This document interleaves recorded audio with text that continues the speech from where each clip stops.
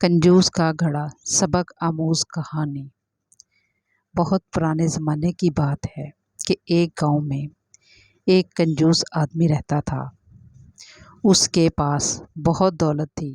ایک مرتبہ وہ بیٹھا سوچ رہا تھا کہ اگر وہ اچانک مر گیا تو اس کی ساری دولت کا کیا ہوگا۔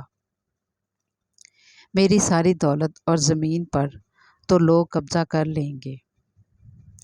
اس خیال کے آتے ہی اس نے اپنی ساری دولت جمع کرنا شروع کر دی، یہاں تک کہ اس نے اپنی زمینیں بھی بیچ دیں اور اس رقم کو سونے کے سکوں کی شکل میں جمع کر لیا اور اپنے صحن میں دفن کر دیا، اور اس خیال سے کہ اب اس کی دولت کو کوئی بھی خرچ نہیں کر سکتا، مگر اب اسے یہ پریشانی تھی کہ اب اس کی گزر اوقات کیسے ہوگی۔ اس نے لوگوں سے جھوٹ بولنا شروع کر دیا کہ اس کے گھر میں چوری ہو گئی ہے اور اس کا سارا مال چور لے گئے۔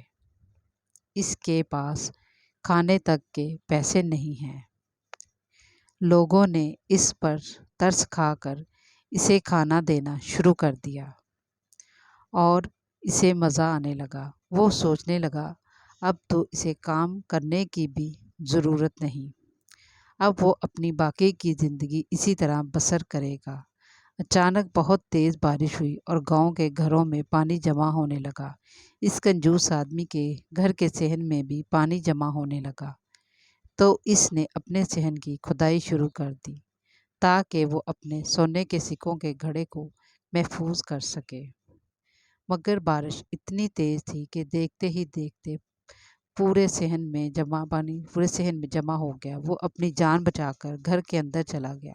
جب بارش کم ہوئی تو صحن میں آیا اور آ کر کیا دیکھتا ہے کہ جہاں اس نے وہ گھڑا دفن کیا تھا اس میں اب کچھ بھی نہیں تھا۔ وہ روتا ہوا ادھر ادھر پھرتا رہا، مگر اسے اس کا گھڑا نہ ملا۔ وہ تھک ہار کر گھر آ گیا۔ اتفاق سے اسے سونے کا گھڑا پانی میں بہتا ہوا نظر آیا۔ ایک کسان کے کھیت میں چلا گیا۔ کسان اس وقت کھیت میں کام کر رہا تھا۔ اس کی نظر جب گھڑے پر پڑی تو وہ بہت حیران ہوا اور پریشان بھی ہوا۔ شیطان نے اسے بہت بہکانے کی کوشش کی کہ تم یہ سارا گھڑا رکھ لو، کوئی بھی تمہیں نہیں دیکھ رہا، مگر کسان کا دل نہ مانا۔ وہ یہی سوچ رہا تھا کہ اگر کوئی بھی نہیں دیکھ رہا تو میرا اللہ تو مجھے دیکھ رہا ہے۔ اس نے گاؤں میں آ کر اعلان کیا کہ یہ گھڑا جس کا بھی ہو آ کر لے جائے۔ ایسے ہی اس کنجوس آدمی کو پتہ چلا، وہ بھی بھاگا بھاگا آیا اور کہنے لگا یہ میرا گھڑا ہے۔ سارے لوگ کافی ناراض ہوئے کہ تم نے تو کہا تھا کہ تمہارا سارا مال چوری ہو گیا ہے۔